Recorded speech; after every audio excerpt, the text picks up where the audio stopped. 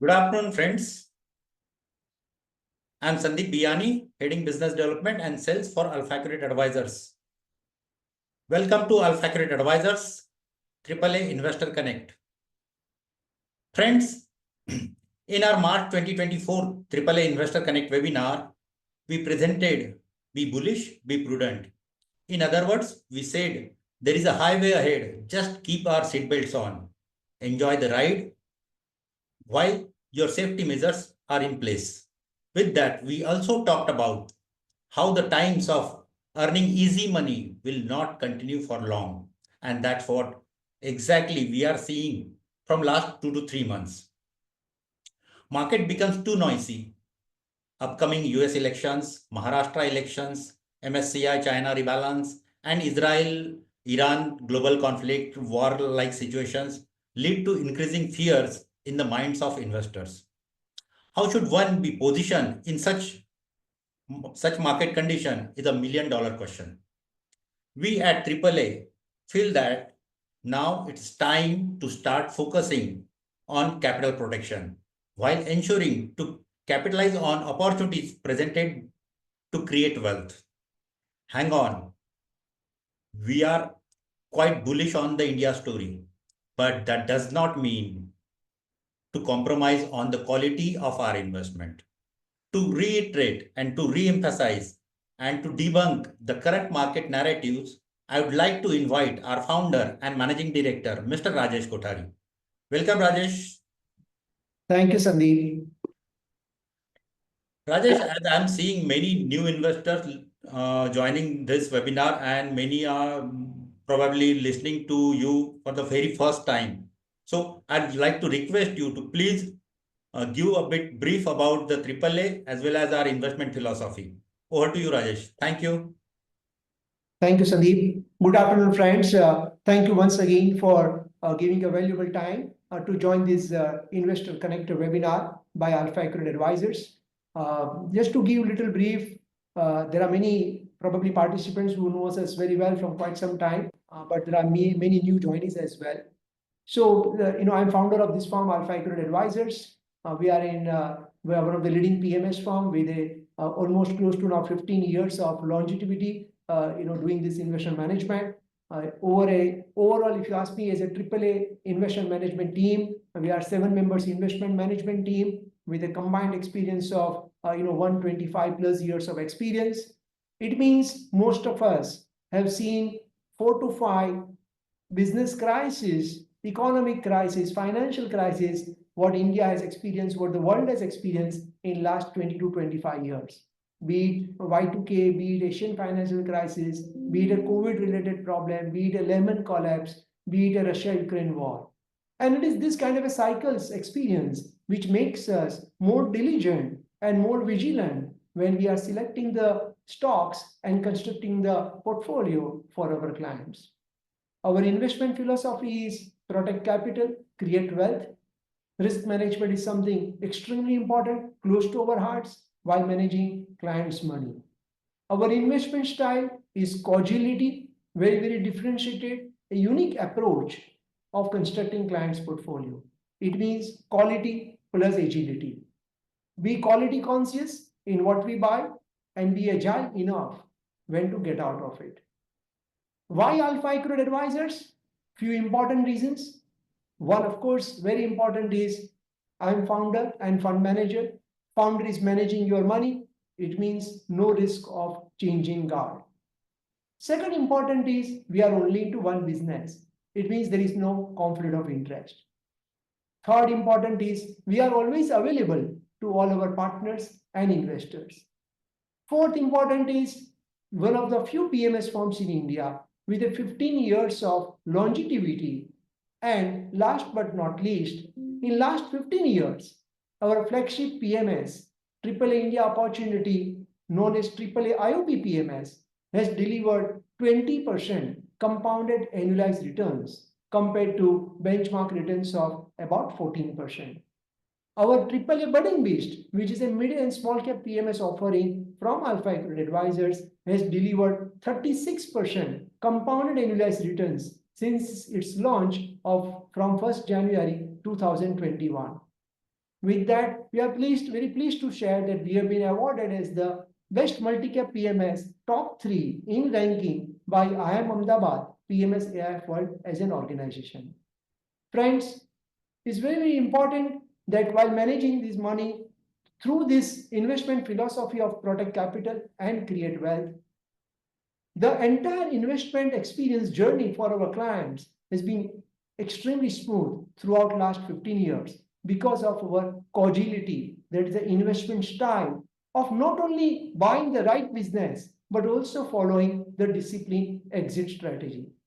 That's the brief about Alpha Accurate Advisors. As I speak with you, we are 22 members team. We have our headquarters in Mumbai, and we have a sales office in Bangalore as well. And probably we would have few more sales offices, over next period of maybe 3 to 6 to 9 months.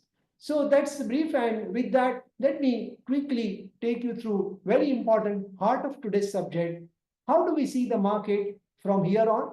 And as an investor, what one should do, whether one needs to be a little bit get scared, or whether one needs to remain, strongly, heavily invest into equity as an asset class. Please give me a moment while I share my slide with you.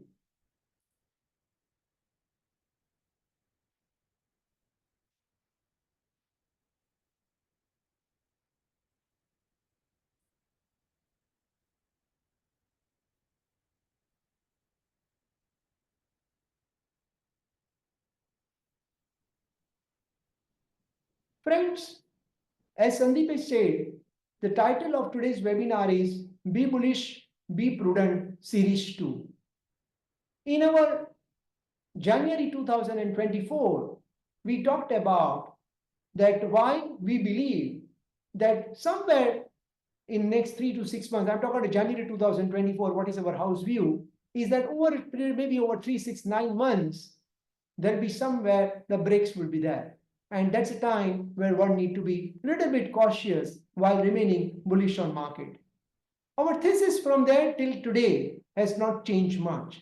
In fact, our view is becoming more and more, I would say, coming true compared to what we were thinking 6 months back. Where do we stand today? Let's look at these numbers, because this is something very important. Whenever somebody asks what is the view on market, there are 3, 4 important things which we need to measure. First, what is our GDP growth? It is probably one of the highest in the world.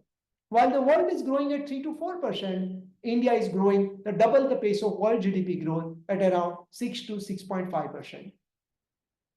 Second, what is the quality of this growth? And I went through this slide in depth during my last webinar, so I will not go to that detail, but just summarizing this slide. If you look at this slide, the profit size of Indian companies, look at 2013, be it large cap, be it mid cap, or be it small cap. The blue is large cap, red is mid cap, and gray is small cap. How it has moved in last 10 years. The 1600 has become 3,400, 78 has become 263, and 300 has become close to 700. If you look at on the median size, the profit has expanded from less than 200 crores to more than 500 crores. It means the Indian companies are growing at a very, very high, healthy rate of growth in last 10 years. And at the same time, look at the debt size, the net debt levels. If you look at these numbers, it has become almost debt-free. Be it large cap, I'm writing here not applicable because they are already net cash on a median basis. Be it mid cap, they also turn net cash. And be it small cap, where the debt to equity is extremely very, very low levels, just 0.01. Friends, this large profit size, growing profit size, along with reducing borrowing, is a very, very important combination for equity market to do well in the future, because it is this which decides the quality of the growth. That growth is driven by immunity, unlike US and many other countries where growth is driven by injections. Third, what is the consistency of the growth? And if you look at this slide is plotting from 1998 to 2024. Look at the periods of growth, like 2003 to 2008. dark blue, extremely high double-digit growth.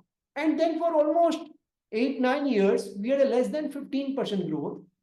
But look at last 4 years. FY21, we were 13.4. FY22, we are 34%. FY23, we are 11. And FY24, again, we are very strong growth of 20%. These 4 years of consistency is something very, very important. Because remember 2003 to 2006 period, Sensex became 5 times in 5 years because earning growth has been extremely healthy. If you look at the few important parameters, very, very important data point.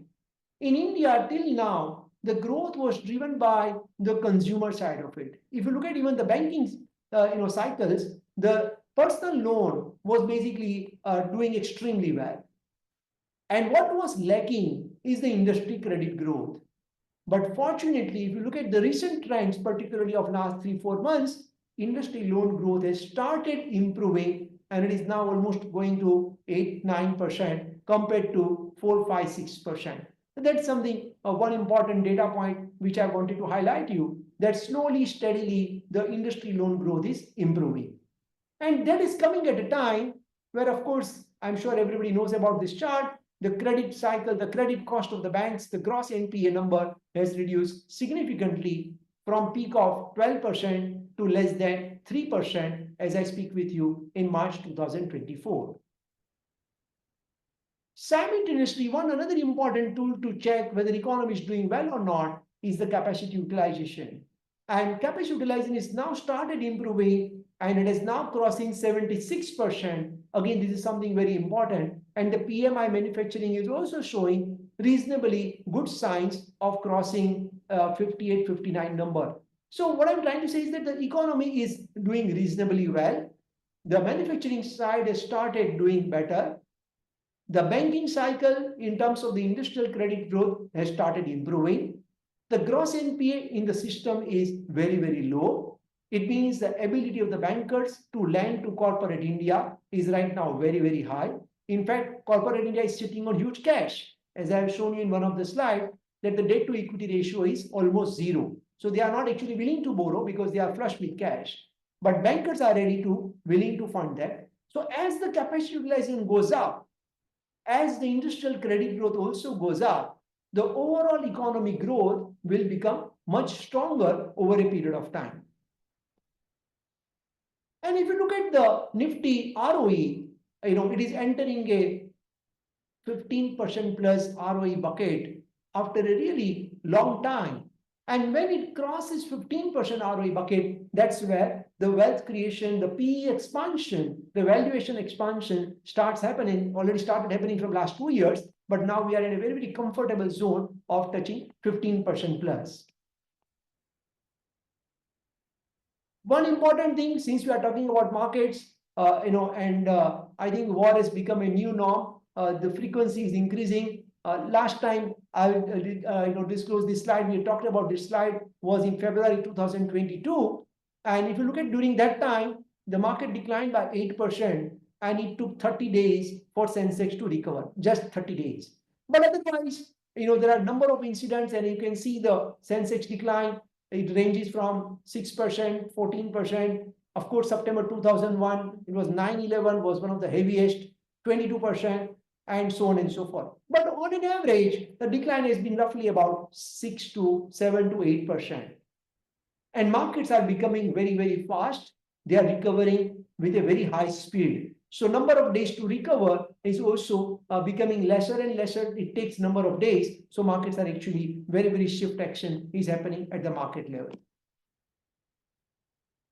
How are we on the valuation terms? If you look at the PE ratio till 2014, 14.4, and then from 2014 to 2024, structurally, we are moving to high PE thanks to political certainty, demographics, better banking credit growth, and so on and so forth. We have become now 20.2.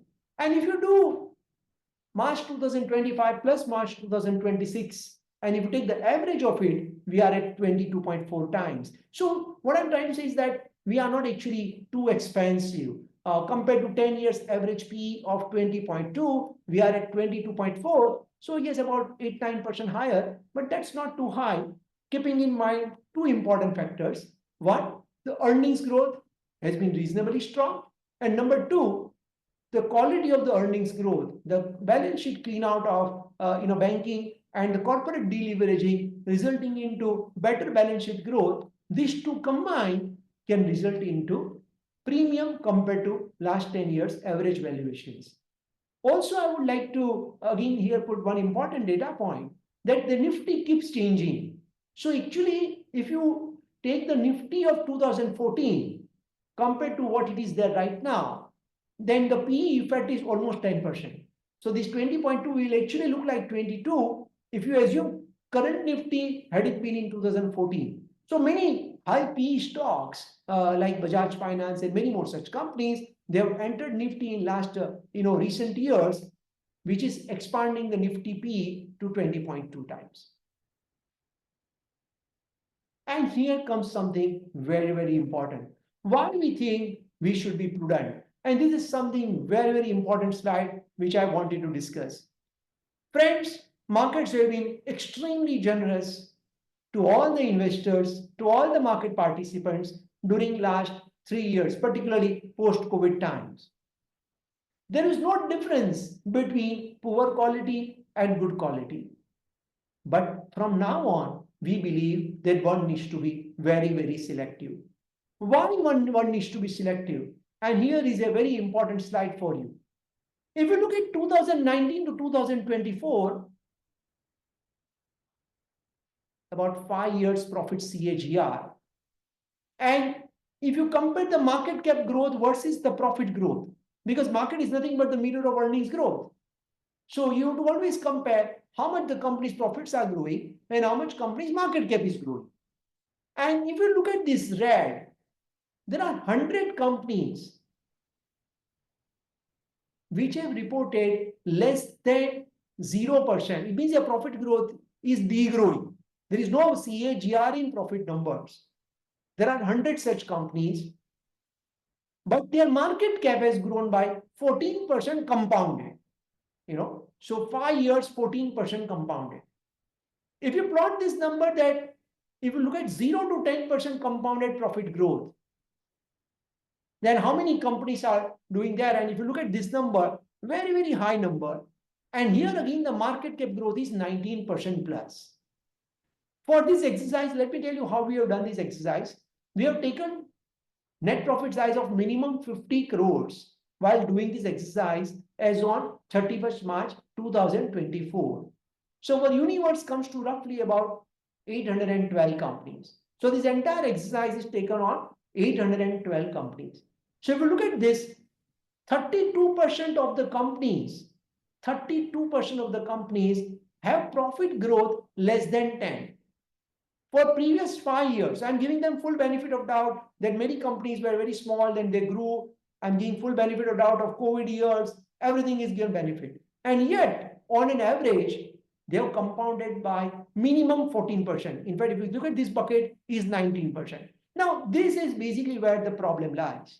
Because this is where, there are many investors, media is highlighting that market has gone up to the roof and all that stuff. We do not agree. We believe that there are pockets which have went up through the roof. We believe there are pockets where sentiments and the narratives are making their stock prices lifetime high. But the underlying fundamentals are not very strong. So markets are always two buckets, one not that healthy bucket and one is very, very healthy bucket. So if you look at the size of that unhealthy bucket, if that bucket size keep going up, that's where the valuation becomes problem for those set of companies. So this set of companies, which is a clear one should avoid, one should keep checking fundamentals, 32% of the universe without strong profit growth. In fact, many companies are showing degrowth, have reported 14 to 19% compounded profit growth. But look at this number, the numbers which are in dark blue, the 25 to 50%, 134 companies, and their market cap is 42%.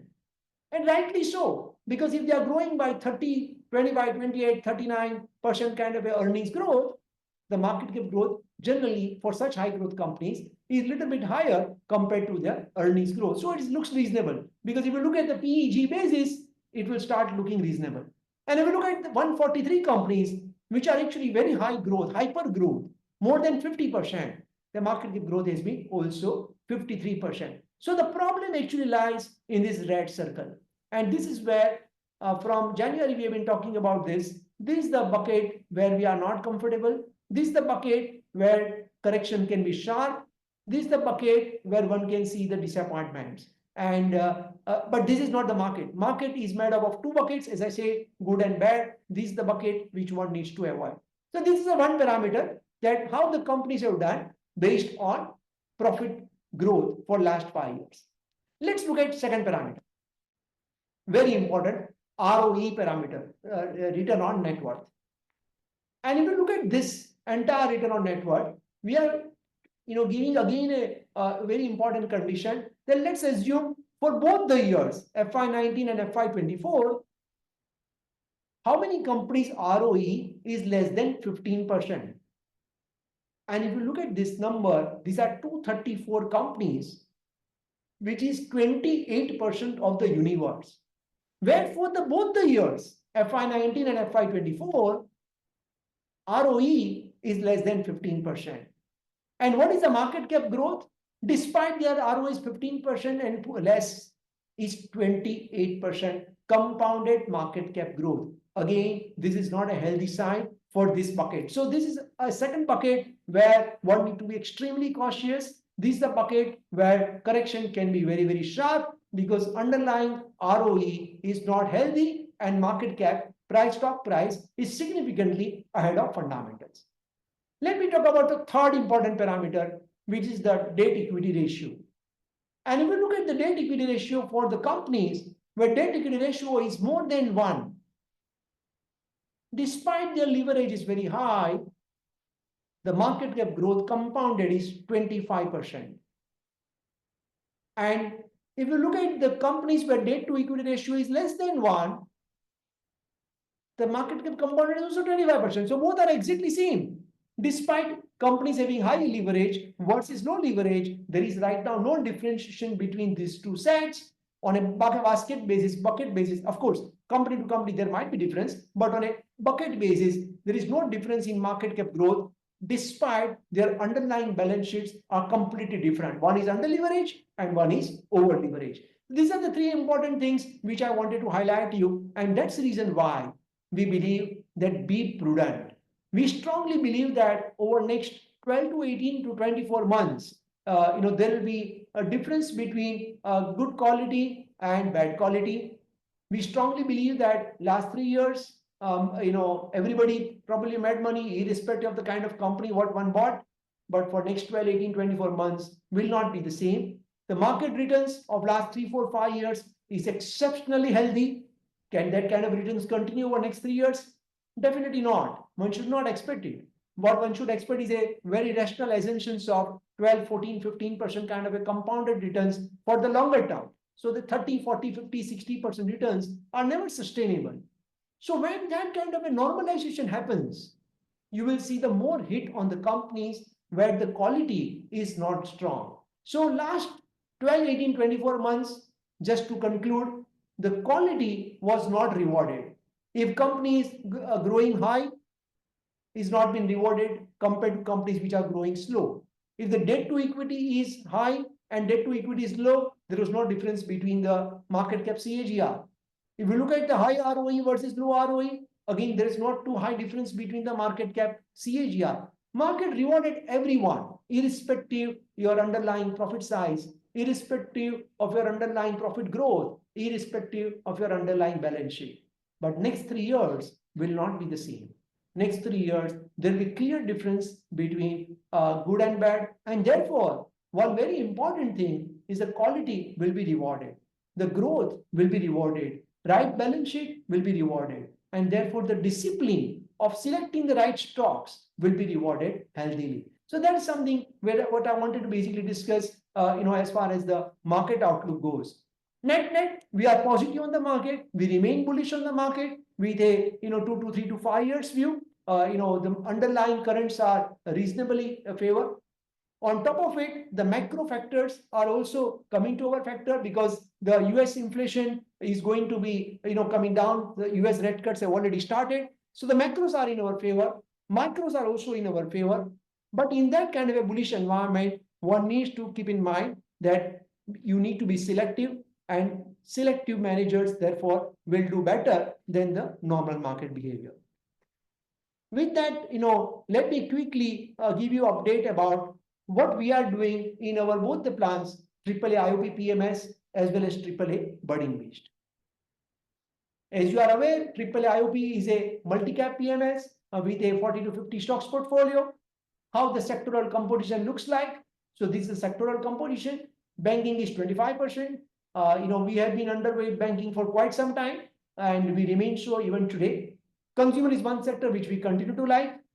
Capital goods, we became significantly overweight almost 3 to 4 years back, and our call has been rewarded handsomely. We remain positive on engineering capital goods space. Software, we have been underweight for quite some time. In the recent times, we have made it a little bit to the neutral weight. Automobile remains one of our preferred sector. Pharma, we have increased the weightage after a very long time. During COVID times, March 2020, we made pharma almost 15%. And then in 4 months, pharma stocks went up 65%. We made pharma zero. And then again, almost after, I would say 3 to 3.5 years, pharma right now is 9% of the portfolio. So this is how the portfolio composition look like for IOP. One very important thing, how has been the first quarter for our portfolio companies? Friends, as I'm saying that last 3 years, markets have been generous because of one very important factor. The entire Nifty BSE 500, the profit growth also reasonably strong, 14, 15, 17, 20% kind of a profit number. But FY25, the profit growth of Nifty is going to be 10 to 11%. If you look at the first quarter, Nifty reported only 7% revenue growth. And if you look at the Nifty profit growth, is only 4%. In that kind of a challenging conditions, I'm very pleased to share with you that our portfolio companies did extremely well. The revenue reported 17% and profit grew by 28%. So this is because of the right stock selection and of course exiting the businesses which we thought are not going to do well. We keep having a very strong discipline exit strategy, and that also helps in terms of the overall improving the portfolio quality. Portfolio characteristics, I always talk about this slide, very important. We are very transparent about our portfolio characteristics. As you look at this slide, currently we are 54% large cap, roughly 45% mid and small cap, 2 to 3% cash levels. All of the portfolio companies, they are large by profit size. This is something very, very important.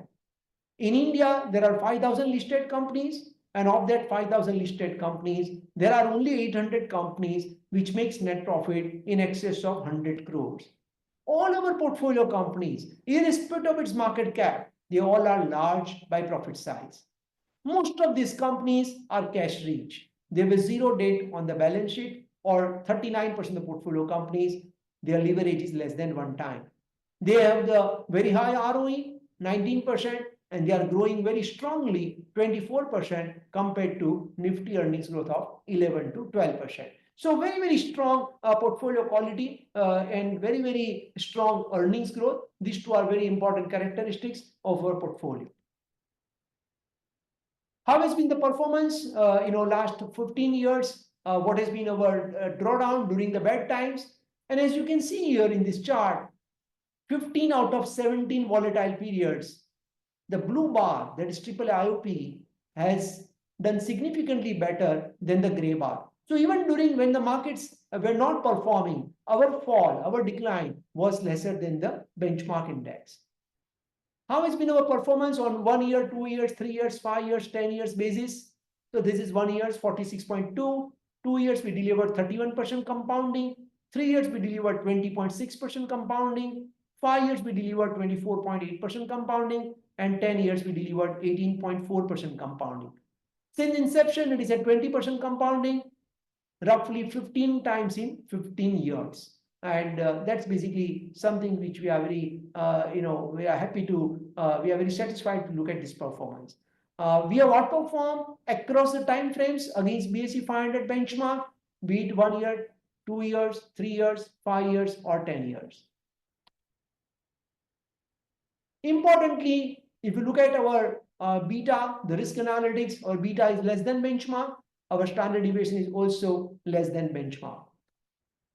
If you look at how has been our performance in the recent times, FITD 25, we have delivered 28.4 compared to market 20.2. We have been saying to all our investors that when markets are very, very wild, we choose to not to outperform, because it means buying the poor quality companies. We do not want to compromise on the portfolio quality. And at the same time, we mentioned in our webinars that this trend will not continue. Market will look at finally into the quality. And when the quality starts performing, that's a time when AAA will also start outperforming. And as you can see here, as the market started focusing back on quality, particularly from last 3 months, look at our performance compared to benchmark, very healthy alpha of 800 bips. Coming to AAA Budding Best, this is a mid and small cap PMS offering from Alpha Accurate Advisors. Is probably one of the few PMS in the country which is called mid and small cap, but actually we do not invest into any small company by revenue size or profit size. And if you look at this slide, there are 800 companies in India with a profit size of 100 crores plus. These all are actually big companies. But when you put it as a market cap, only 12% is large cap. Everything else, close to 88%, is mid and small caps. So we have decided to invest into the actually large profit size companies. They are not chota company, they are not small companies, but their market cap might be mid or small. Like for example, the largest player of plywood sector, or the top 5 companies in the bearing sector, or the largest top 5 player in luggage sector, they all are large companies, but they are called mid cap and small cap. What is the portfolio composition of Budding Best? Capital goods is 19.2%. We've been extremely bullish on capital goods as a theme. Pharma sector is 13%. Consumer is 13%. Automobile is close to 13%. Banking is low at 10%. Software is about 8%. We have been very bullish on capital goods theme from last 3.5, 4 years. And we remain so for both the PMS plans across our strategies. We have been significantly overweight on capital goods theme. When I talk about CapEx, we have been very bullish, but we own 0 EPC companies, 0 roads, ports, 0 direct railways, or companies like that, which are not that high quality companies. They are probably would have some issues in the balance sheet, some issues in corporate governance, and not strong return on capital employed. When we talk about engineering, we own the companies where the technology is a moat, where research and development is a moat. Most of these companies are multinational companies what we own, and they have the 0 debt balance sheet and very strong capex plans for next 2 to 3 to 5 years to play on China plus one as a strategy for their parent companies, or to play the India capex strategy, be it a power related capex, be it a oil and gas related capex, or be it a other capex like railways and defense. So capital goods, we continue to like capital goods as a theme, and we believe that this story will continue to do well over next 3 to 5 years. How has been the earnings growth of AAA Budding Best for the first quarter? Again, very, very strong growth, both on revenue side as well as net profit side. AAA Budding Best portfolio delivered 24% growth during first quarter FY25 compared to Nifty revenue growth of 7% and Nifty profit growth of just 4%.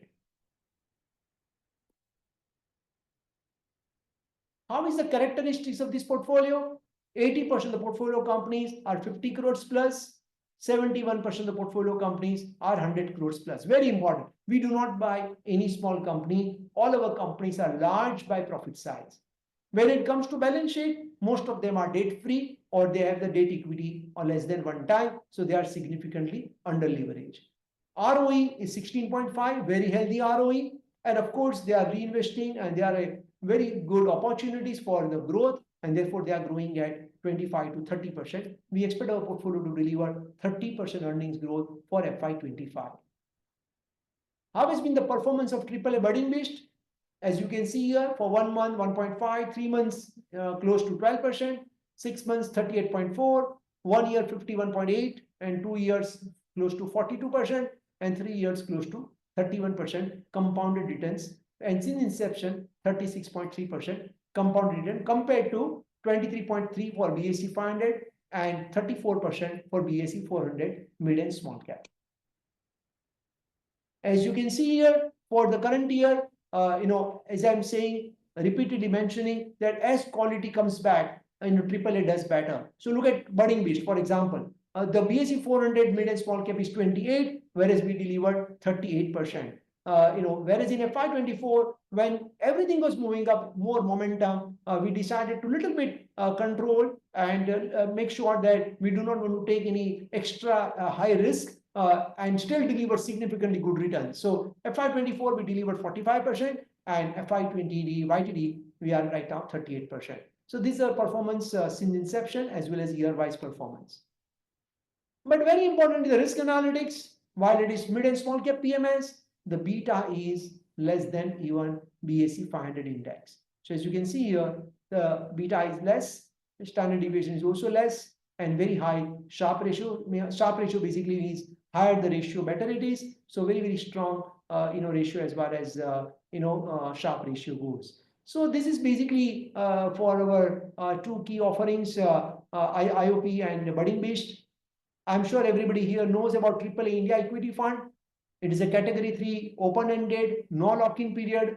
It is a multi-cap strategy like AAA IOP PMS. And again, it was launched, now 1 year plus. It was launched on 16th May 2023, and it has delivered quite reasonably strong returns since its inception. So that's it from my side, and happy to answer any of your questions. Just to conclude, the two important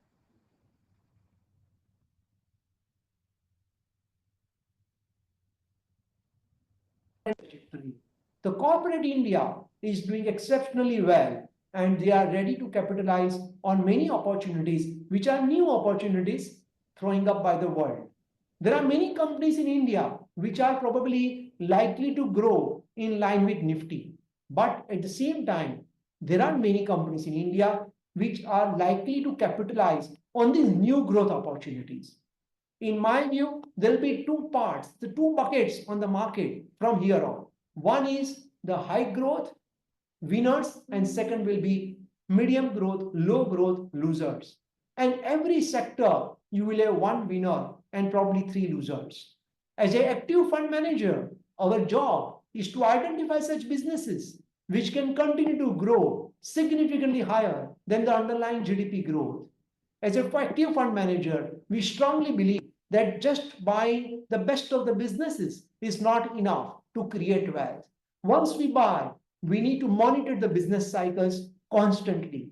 At any given point of time, if we believe that the business cycle is going to slow down, maybe due to internal reasons, maybe due to external reasons, or there is a change in management, or there is a change in the growth prospects, then we need to exit. We need to have a disciplined exit strategy by constantly monitoring the portfolio companies' earnings growth and their business cycles. For example, specialty chemical. We were probably one of the early identifiers of this theme. And for last almost, I would say, 4 years, 2018, we bought close to 9% of the portfolio. We made, of course, very handsome returns. And by March 2023, we made specialty chemicals 0. Of course, after that, most of the stocks came down by 30-40%. Why we exited specialty chemical? Because 18 to 23 was a period when most of these companies reported exceptionally strong numbers. That also resulted into valuation re-rating from 10 to 20 times to 20 to 50 times. But we knew that as China opens up, the entire chemical companies, many of these companies have delivered profit growth because of the higher chemical prices. And as China opens up, we knew that chemical prices will come down. And as that happens, the profits will also come down. And therefore, the valuation will also get compressed. So we sold in March 2023, and after that, many of these stocks came down. Same thing happened for software sector. During pre-COVID, they were growing at 12 to 18%, and they were enjoying valuation between 18 to 25 times. During COVID, their growth became 20 to 30%, valuation expanded 30 to 60 times. But we said this is not going to sustain. So when the Russia declared war against Ukraine and the Fed declared its war against inflation, they decided to hike the interest rates. And we said, therefore, US economy will slow down, and US is the biggest consumer, IT spender, and it will impact the Indian IT companies' growth. So we reduced the IT sector weightage significantly in 2022, February to March 2022, I still remember. And after that, even the best of the companies in the universe, stock prices declined by 30 to 40%. So the moral of the story is that agility is something very, very important. Monitoring of the business cycle is something critical in a constant dynamic, the world, because the business cycles are getting shorter and shorter. The new opportunities are opening up in various sectors, be it electronics exports, be it a power grid related capital expenditure, be it a data center, be it a decarbonization, be it a metro railway related capex, be it a sensors, more airbags, more content per vehicle for auto ancillary companies, and many more such opportunities. In every sector, there are winners and losers. For example, in consumer sector, we are holding the retail company called Trend. And this is not a recommendation. I'm just basically trying to give the example that how we do and what we do. Now, Trend has grown exceptionally well. Even during the first quarter, they reported 40% growth. And in the same consumer sector, there are many FMCG companies, they struggle to grow even 9%. That doesn't make consumer sector bad. You need to select wisely. Trend has grown exceptionally 7 times from our purchase price. Whereas many consumer companies, they basically grew only 0% compounding returns for 4 years. Same thing is applicable, for example, to the automobile sector. The largest players in automobile sector, the OE companies, they are growing by only 5, 7, 8%. But the companies which are capitalizing on new segments, high content per vehicle, high safety features, high automation, they are growing by 22% compounding. For example, one of our portfolio companies called Uno Minda, they went up 100 times in 10 years because their compounded profit growth is 35 to 40% for last 10 years. Is nowhere, it's significantly higher compared to any other OE company's compounded profit growth for last 10 years. Same thing is applicable to banking and finance. Same thing is applicable to pharmaceuticals. Same thing is applicable to capital goods. The largest capital goods company in India, which is into EPC and many more such verticals, is growing at 11, 12, 14, 15%. But many of our portfolio companies, be it ABB when we bought 3 years back, it reported 50% growth. Or be it Hitachi Energy, which is growing at 20 to 50 to 70 to 5, 80%. Correct? So, at every sector, there are going to be winners and there are going to be losers. The next 3 years will be the very important time period where the selection will decide your performance. Best of the quality, under leveraged balance sheet, high ROE, and the market leadership are true characteristics of AAA PMS holdings. They enjoy undisputed market leadership with the oligopoly characteristics in many of our portfolio companies with a debt-free balance sheet. And therefore, they are rightly positioned for the new capex programs, and also they are rightly positioned for the high growth to capitalize on many new opportunities. I think that's how market is going to play out over next 12 to 24 months. And with that, I think we should open up for Q&A, which will be more interesting, rather than one-way dialogue. Thank you again. Thanks everyone for your time, and looking forward to interact with you with many such events. Thank you. Thanks, Rajesh. Participant requesting you all to please post your questions on the Q&A sections.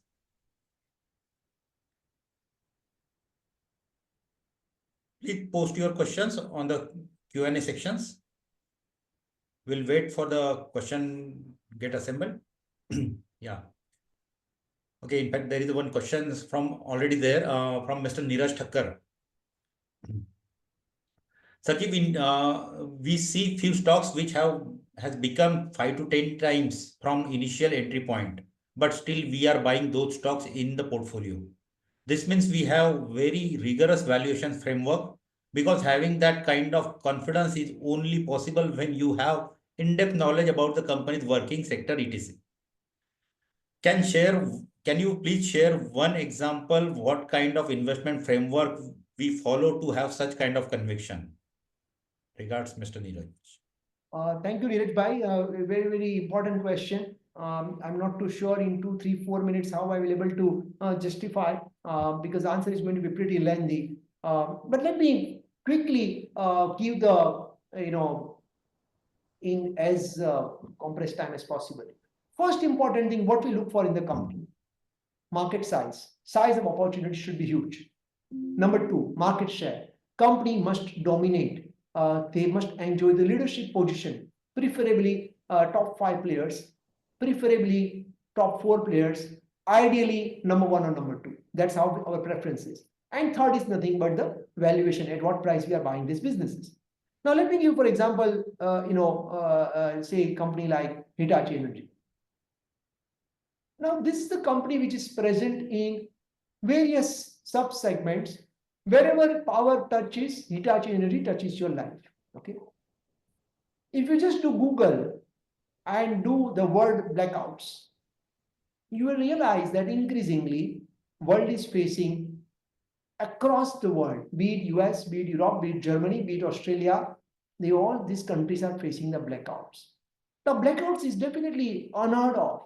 I mean, in India also 20 years back, maybe power band ho jata tha. We were used to it 20, 30 years back. But in last 10 years, we are not used to blackouts. So blackouts, nobody likes blackout. And as a politician also, you don't want blackout because you will probably lose your elections, right? So it's a very, very sensitive issue. So let's go into why blackout happens. The blackout happens because of the 2 reasons. One, the entire world has invested in electricity equal to your GDP growth. So for example, the large economy is growing by 0, 1, 2%.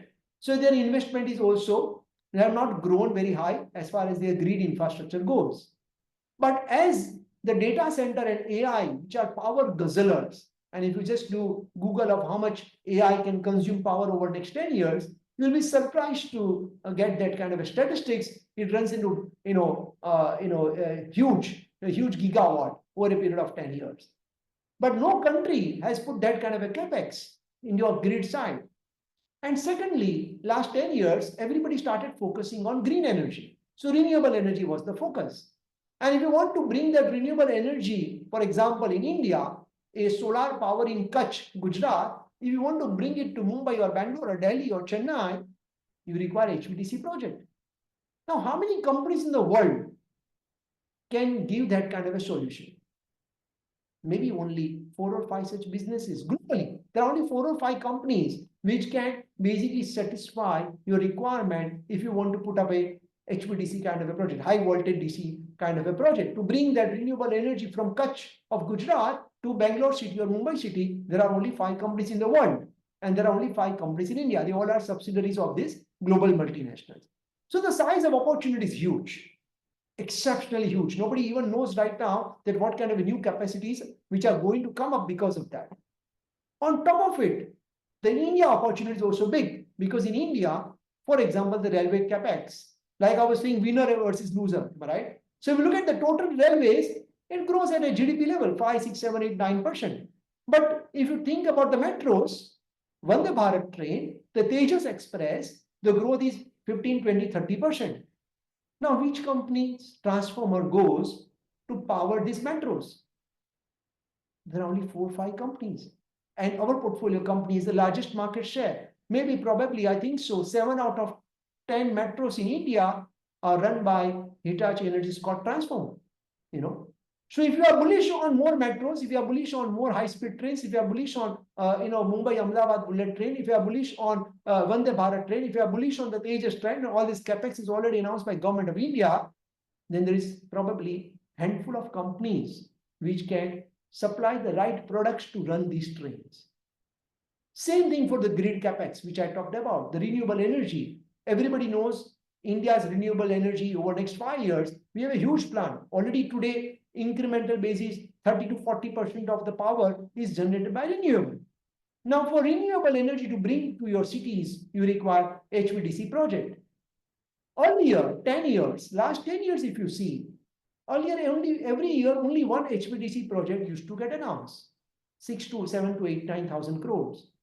Today, every year, it is going to be 10,000 crore opportunity every year, if not more. It can be even 15,000. As I speak with you, in these in next 7 to 9 months, government has already decided two important HVDC projects which are running into 10 to 20,000 crore each. How many companies can bid for this? Maybe only 2, 3, 4 companies. That's it. So what I'm trying to say that when we look at these businesses, we look at the oligopoly. This company enjoys significant R&D, research, technology as a mode. They have an opportunity to cater to their global parent company. They have an opportunity to capitalize on the high growth in India businesses like railways, the metros, the speed trains, the power transformer, the data center. Data center, for example, it is going to become 5 times in 5 years. For one data center, if you put up say 100 rupees, the 40% of it goes for the electrification. 40% of the data center capex goes for the electrification. Which companies are positioned for this? Only that 4 or 5 companies. That's it. So if you have, and data center is going to become 5 times, so who will benefit? Those 5 companies. So this is the company which is a multiple growth levers, be it data center, be it railways, be it metros, be it a grid related, and many more such things, both India as well as for the export opportunity. And as that happens, the order book will become higher and higher. And as that execution starts, the profitability will also starts moving up. And as that happens, you will have the visibility for next 3 to 4 to 5 years. Yesterday, this company which we are talking about has announced capital expenditure of 2,000 crores. You know what is the current gross block? It is just 1,200 crores. On 1,200 crores gross block of last whatever number of years, company is talking about 2,000 crores new capex for next 4 to 5 years. It means the company knows what kind of a capacity is required to fulfill this kind of a demand. Otherwise, they will lose the market share. Correct? So it's a very, very high growth environment for next 3 to 5 years. And that's how we look at the businesses. And we always look every day as a new day. So whatever we bought, it might have become 2 times, 3 times, 5 times. It might have even gone down, who knows? But every day we need to look at it from here on. How do we see the growth? And how do we see the valuation? And how do we see the balance sheet? And then keeping in mind that on a relative basis, everything is relative in life, we need to look at how the company's position versus other companies. So for example, ABB was our largest holding. We bought ABB almost 3.5 years back. When we bought ABB, we bought it at ATP, 80. And everybody said that this is very expensive. I said, yes, it's expensive. It is not a construction company. It is a capital goods company with the R&D as a mode. You will not get this cheap. And when we bought it at ATP, stock became, from our purchase price, we made 200% returns. And I think in March 2023, we exited ABB because valuation became too high and we moved to other capital goods companies. So we keep monitoring the business cycles, we keep monitoring the valuation, and we keep looking at the relative valuation. Until the time we are comfortable for that, we keep adding to our portfolio. So that's very long answer to your short question. I hope that answers your query. Thank you. Thanks, Rajesh. I hope Neeraj sir get the answer. Thanks. The next question is from Mr. Anjush. What are your views on auto, given the fact that there is high inventory buildup? Good question. Basically, Anjush, the auto segment is divided further into 5 categories: commercial vehicle, two-wheeler, passenger car, tractors, and auto ancillaries. We are more positive on auto ancillaries as a basket compared to the auto OE players. Within auto OE players, we'll look at relative business cycles of each of the segment. For example, 1.5 years back, we exited entire passenger car exposure. We made Maruti zero. Maruti was our holding for 5 years. We made Maruti zero and we bought TVS Motor, I think 2 years back. And we also added Hero Motors 1.5 years back. After that, the passenger car industry growth reduced and two-wheeler growth started increasing. If you look at the last 3-4 quarters, two-wheeler is reported very healthy volume growth. Both Hero Motor and TVS did extremely well in terms of earnings as well as stock price. Hero Motor went up almost 60% from our purchase price. So we exited Hero Motors some time back. We continue to like TVS Motor. So, we are still holding TVS Motors. And as we entered the last month, as the inventory pileup is happening in the car industry, the production is going to slow down because everybody wants inventory to be clear. And that's what is going to happen for the car industry. So for a few months, it is going to be I would say, a little bit kind of a, slowdown kind of a numbers. But that is probably already factored into the valuation. From there, what next? We need to monitor the car industry very closely. We'll be checking the product launches. If you look at, for example, in car industry, like companies like Maruti, probably they are the best position for hybrid segment. Now, ICE, hybrid and EV, 3 segment. ICE, Maruti is already number 1. EV is a place where Maruti is not that strong, but India is going to take very long time. For passenger car EV, it may take 4 or 5 years because you require charging infrastructure and many more such things. But hybrid is one thing where India can grow significantly faster compared to ICE. And hybrid segment, Maruti has a very, very strong dominating positioning. So we are watching the space very closely and we are taking our views based on that. We believe that the hybrid is very strong for Maruti. The valuations is okay, they are reasonable as we speak today. But who knows? We keep monitoring the cycles and the valuation, and whatever action is required, we'll be taking that action. Thanks, Rajesh. Next question. What is your view on AI and which companies in India will benefit the most, both hardware and software? So, Mr. Anonymous. AI is just like, 20 years back, somebody said, which companies will do well in computer, am I right? And ultimately, everybody is using computer. Likewise, AI is just not a software kind of a companies.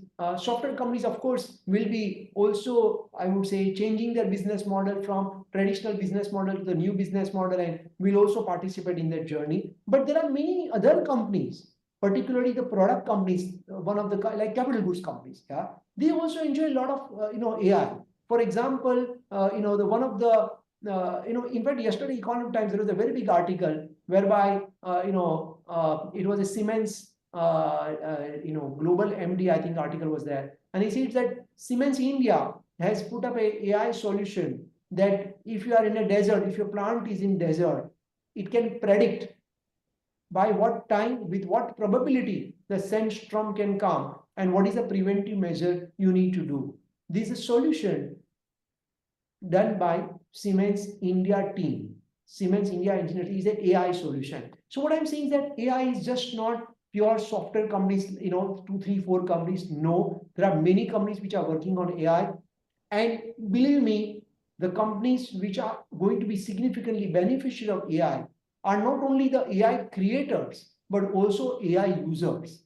So unlike US, where you have a specific AI related very large place, in India, that opportunity is very, very limited. It is all indirect plays rather than direct play. So that's basically my answer on the AI segment. Okay. Thanks, Rajesh. Next question from Mr. Milind Bane.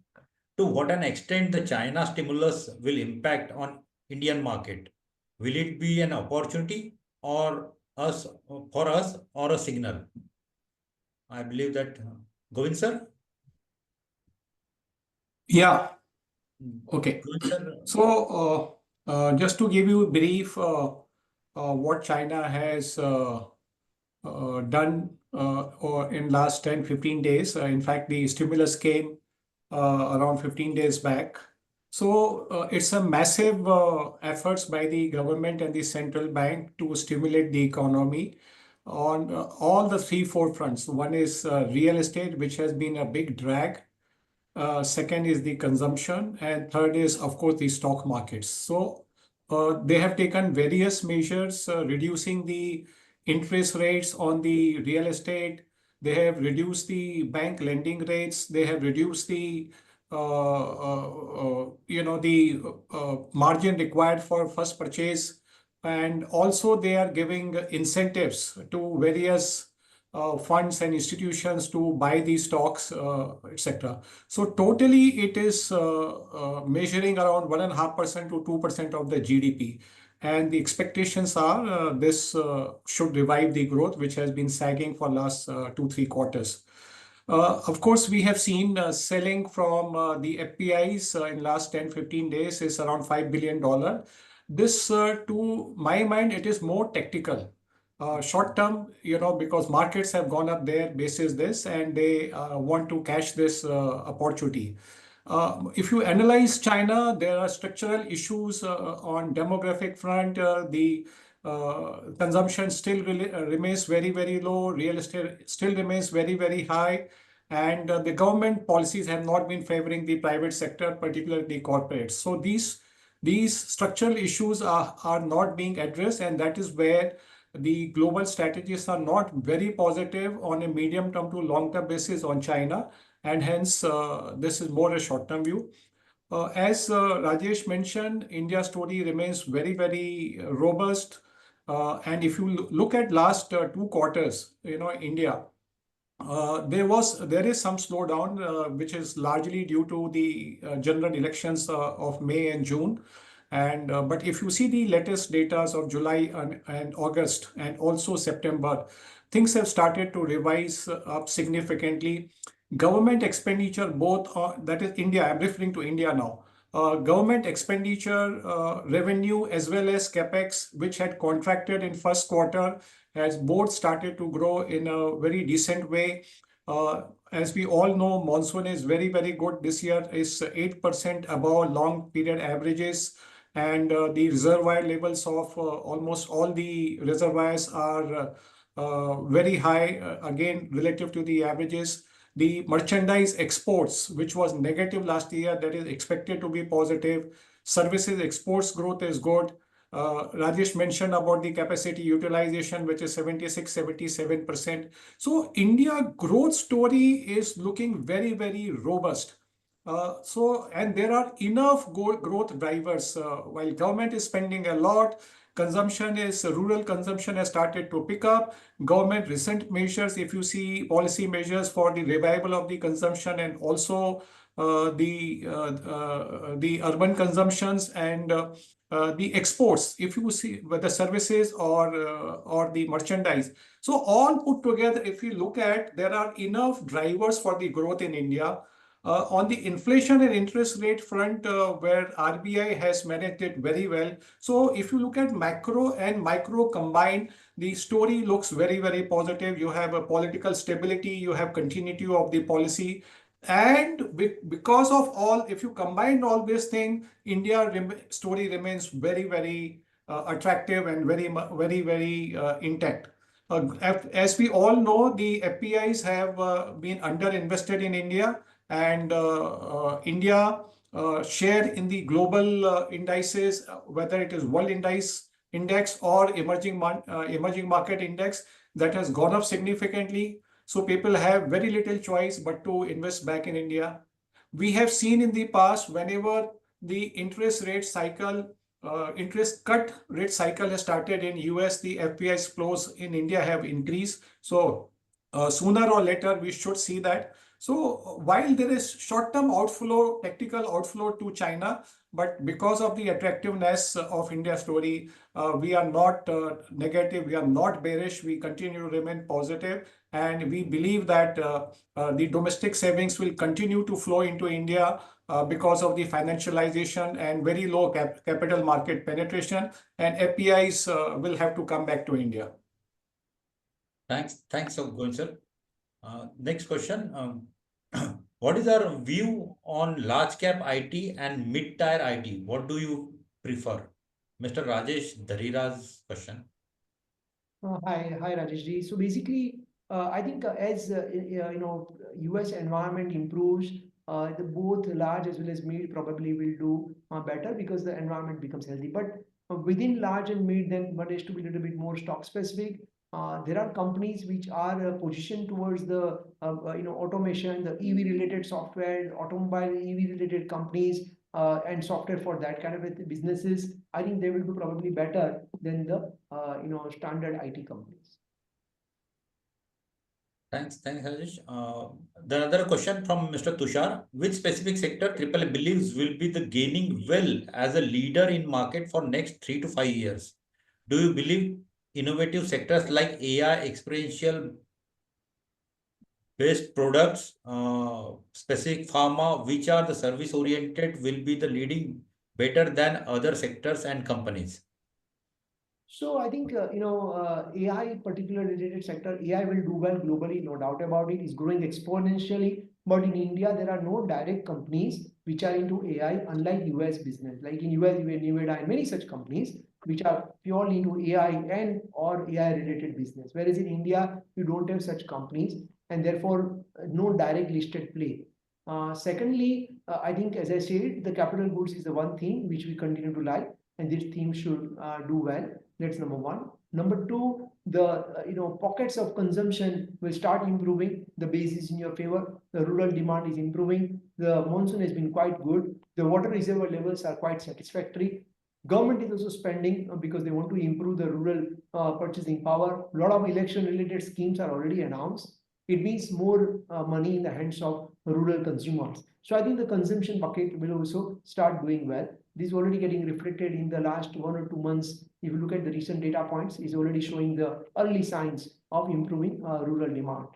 These two sectors, I think, will do better overall. Banking has multiple pockets. As I said, housing probably will do the best, followed by the corporate credit growth, and then followed by the personal credit growth, because industrial credit is also starting picking up. That will be the third. So this basically the broad review on the sectors.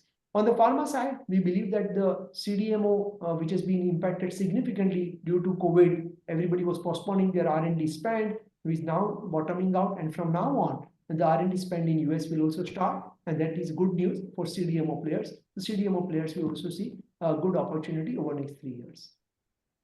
Thanks, Rajesh. The next question from Ms. Neha: how do you see the impact of the war-like situation where there are many chances of crude oil getting super expensive? Do you still feel bullish in near situation or a year or so? It's extremely difficult to predict, what will happen and when will happen and to what gravity it will happen. Such fears were there even previously, but actually these fears started 1 year back. But if you look at the oil, at least till now, it has not crossed very high levels. It is range bound between 1784. It is trading. It is within that range. So let's keeping fingers crossed. Also, I would like to highlight you that the overall world economy, is a balancing out. Like China is suffering, so that puts some cap on the demand side. US is still yet to come out from that slowdown mode. Correct. That's why they are trying to stimulate their economy. Europe is also a little bit struggling. So world is not in a very high demand group, correct? So demand is not that very strong. On the supply side, US is already self-sufficient, which is a good thing. So OPEC, for example, has a significantly higher capacity compared to their production. Now, question is, what will happen from the action perspective? Israel action, Iran action, what will be the action? Will it impact the oil supplies? If only oil supplies, maybe impact will be very limited. But will it also impact the transit route, the sea routes, and block the entire transportation? Then yes, then impact will be higher than what otherwise can be just the normal impact. Let's assume if that happens, will it continue to be like that? I don't think so. That situation might be there for maybe 1 week, 2 weeks, 3 weeks, 1 week, 1 month. I don't know. No one can know what will happen. So those are the uncertainties which you need to live with when you buy into equities. From last 20 years, we have seen this.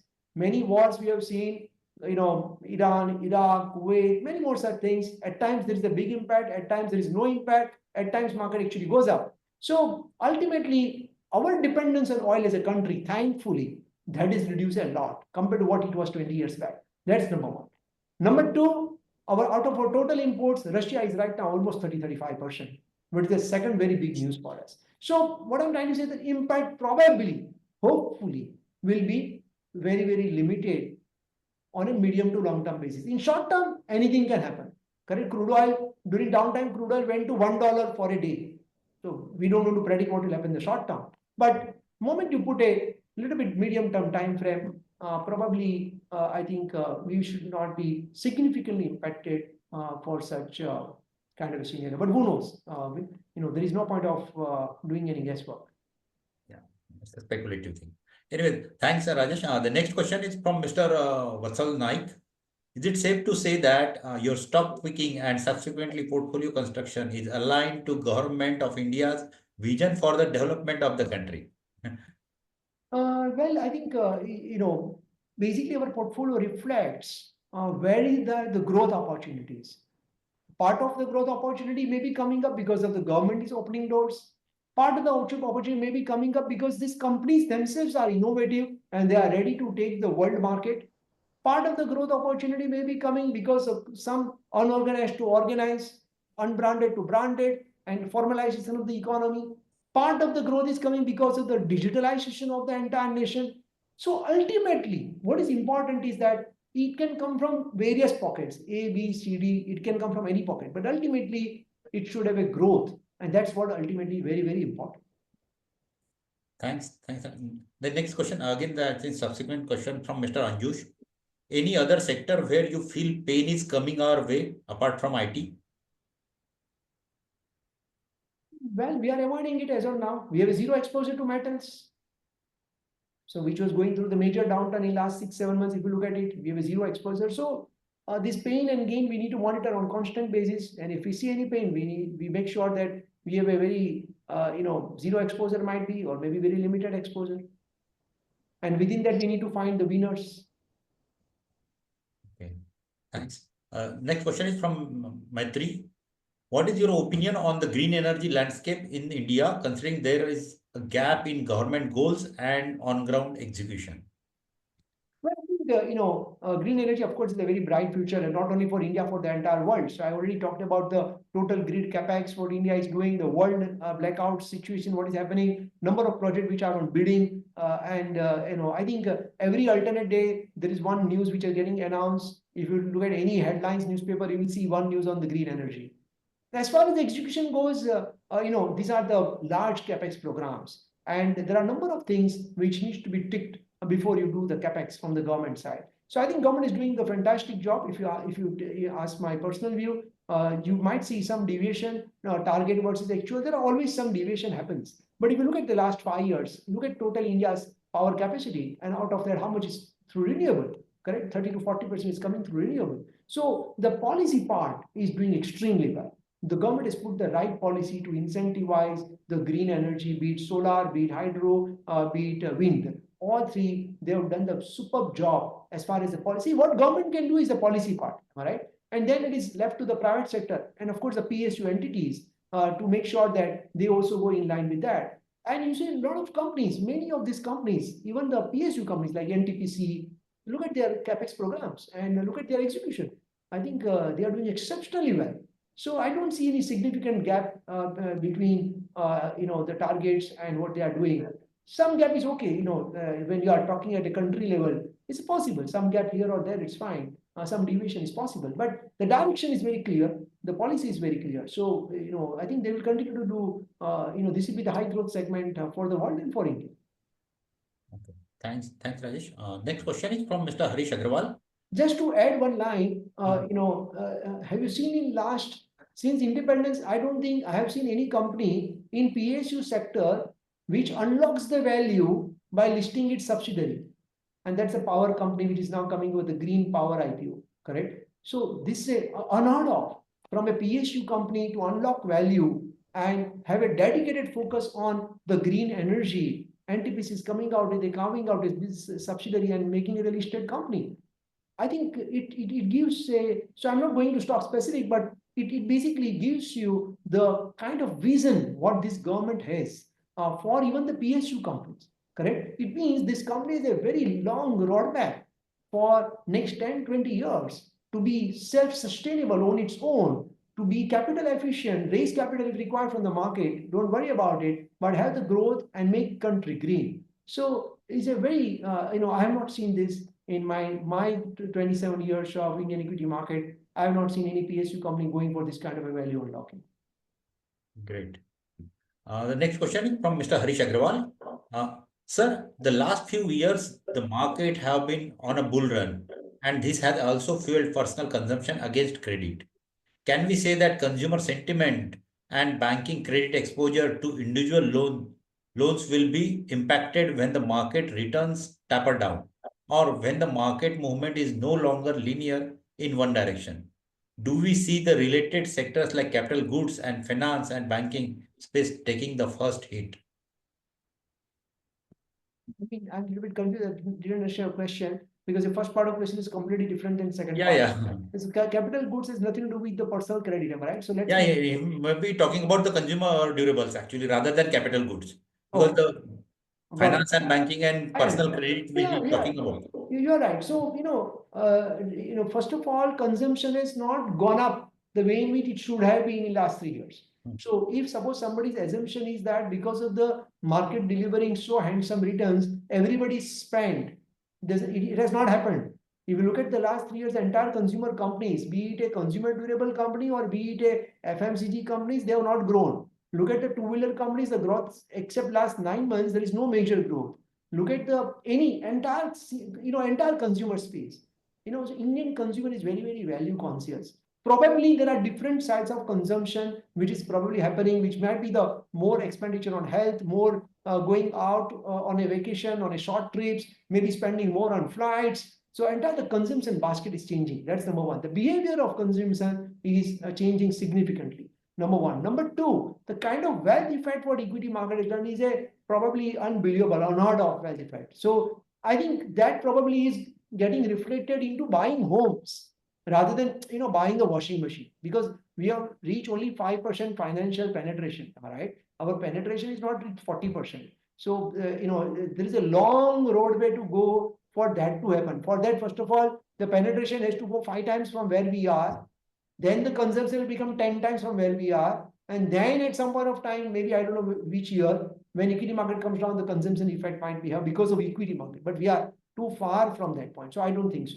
But yes, coming to the personal loans, because of the RBI regulations and because of very high unsecured credit growth, RBI is very clear that any NBFC needs to be very, very disciplined while doing the lending in terms of the compliance, and in also making sure that to whom you are basically lending, he must be a good borrower.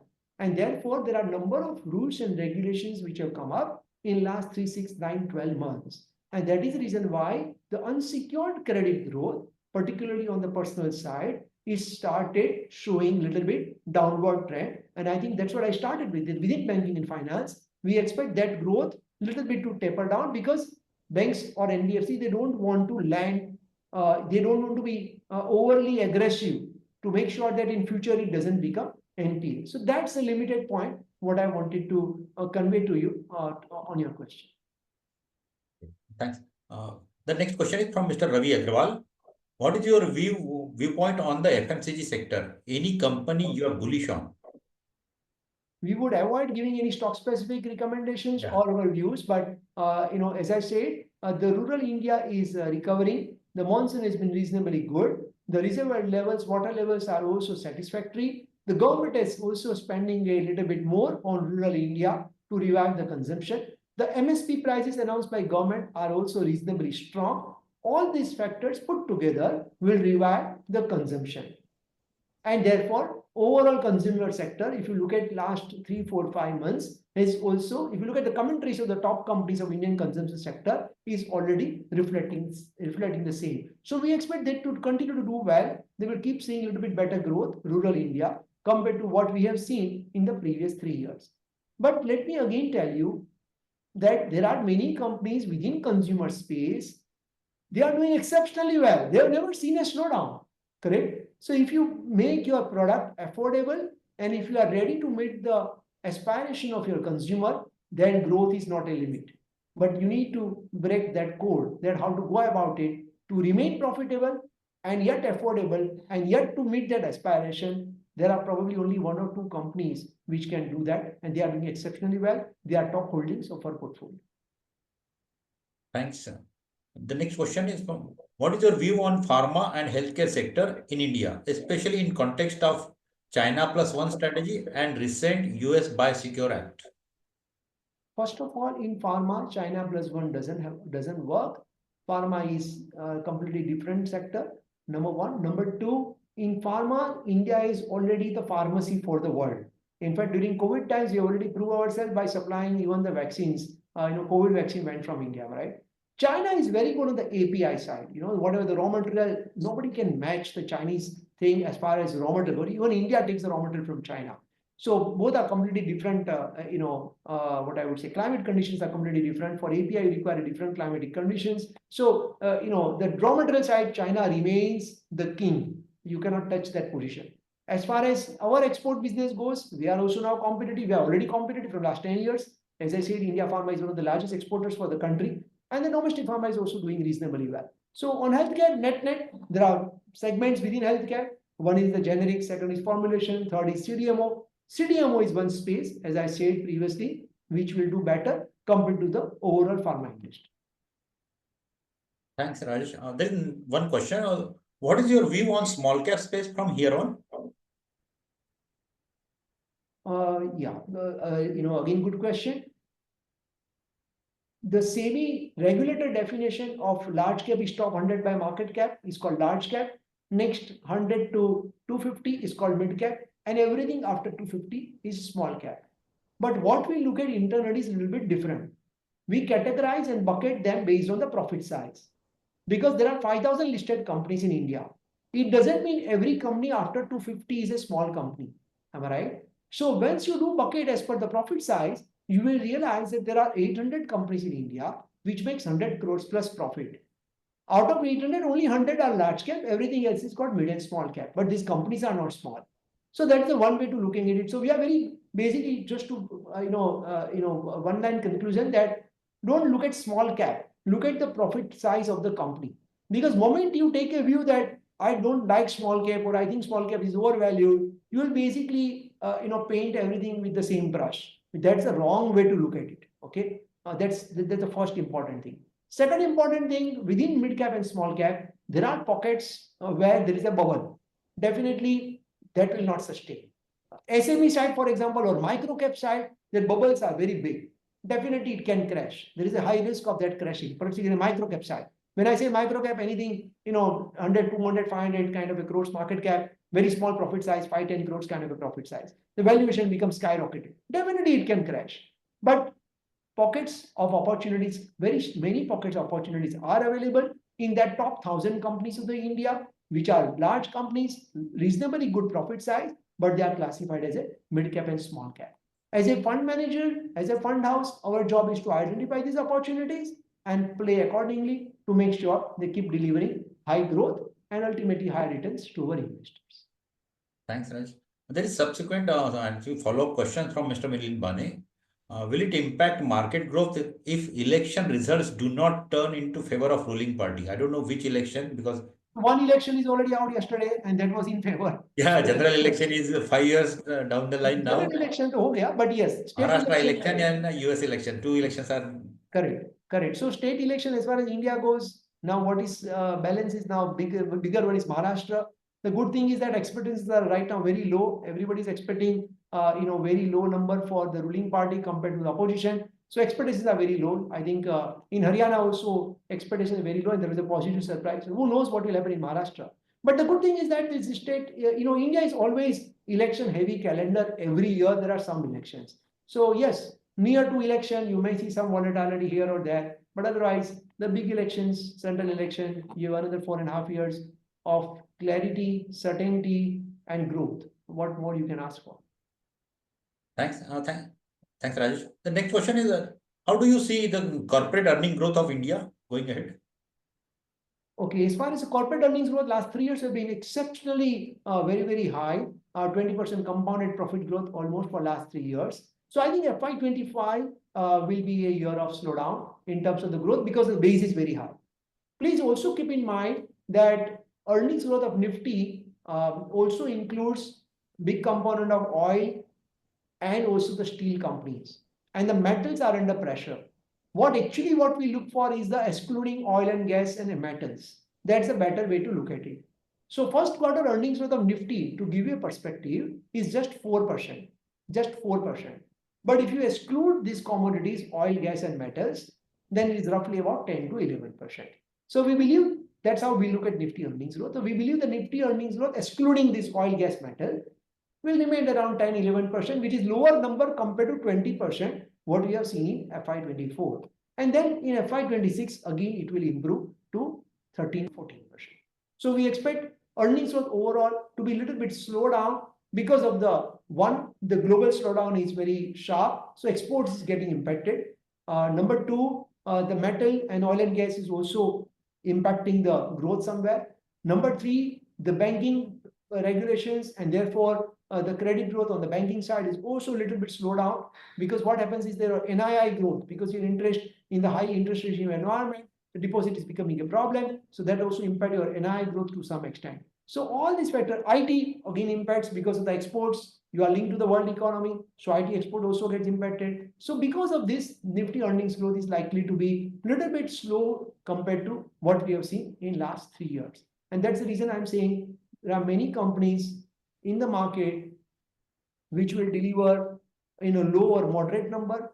At the same time, there are many pockets of opportunity which will deliver high earnings growth. Thanks, Rajesh. Next question. What is your view on banking and finance space? It has mostly not done that well in recent past. What's your view now? Yes, you are right. So banking and finance space has not done much in last few years. We've been underweight on this space for quite some time. Incrementally, we are looking at this space because the valuations are now quite reasonable. Within banking and finance, the housing side is going to do exceptionally well. So we are positive on the housing bucket. Of course, we continue to own few large banks in our portfolio, and few important segments, like for example, CV finance, second-hand CV financing. We like this space. We have bought Shriram Finance, for our example, in a portfolio. Stock is almost, I think, doubled from our purchase price. Then we bought the largest gold financer like Muthoot Finance in our portfolio. I think stock is up 55% or 65% from our purchase price. So then you need to do cherry picking. As I'm saying, cherry picking will be important. Be selective across the sectors. I will keep reiterating with number of examples across our portfolio that how be selective strategy is working exceptionally well in this kind of a little bit volatile, little bit choppy, little bit moderate kind of a market environment. This strategy basically delivers reasonably good alpha compared to benchmarks. Thanks, Rajesh. The next question. Globally, China's market cap to GDP is nearly 55%, while India crossed 135%. How you see this? I think what is China corporate earnings growth? See, ultimately you need to look at PEG, correct? Don't look at PE. You have to look at PEG. What is China corporate earnings growth? What is India's profit? Let's look at for the US. What is the earnings growth? Say US earnings growth is 10 to 11% for this current calendar year, correct? And if you look at the S&P 500, trading at what? 16 times. It's trading at 1.6 PEG. India earnings growth current year roughly 12 to 13%, and valuation around say 20-22 times. So roughly again 1.5 kind of a PEG with a higher ROE, correct? With a real interest rate positive, very important, high ROE and better balance sheet and better growth opportunity. So US that 10-11% growth, then you don't know next year what will happen. Whereas in India, you know that 10, 11, 12, 13, 14% is going to be a growth, reasonable growth for next 3 to 4 years. Whereas in China, that's not the fact. In China, the growth has been very, very volatile. At times it is a zero growth, at times it is a negative growth. The predictability of the economy is a very large economy, no doubt about it. Very interesting economy. Many interesting companies as well in China. But very difficult to take call on. A lot of that China growth is driven by the commodity prices, metals. A lot of their growth is exports driven. So the tariffs plays a very important role. It means you need to take view on if Trump comes, then what Trump will do, or if Biden continues, what he will do on tariffs. As a fund manager globally, how will you decide the tariffs, But a lot of that growth, because they are large export economy as well, and that also impacts them. So there are a number of factors which makes, you consider like a company or B company. In company A, you have a democracy, super demographics in your favor, industrial credit going up, industrial capex going up, PLI by government, a lot of incentives. World is looking at you from supply chain perspective, China +1, so many factors in your favor. Now we put the second economy with China. Democracy is not there. You don't know what numbers. You cannot rely on number of factors. Correct. There are ups and downs in terms of the policies. The banking system is going for the toss. The property market is going for the toss. The world is against you as far as tariff goes. So two clearly different ball games. So I think we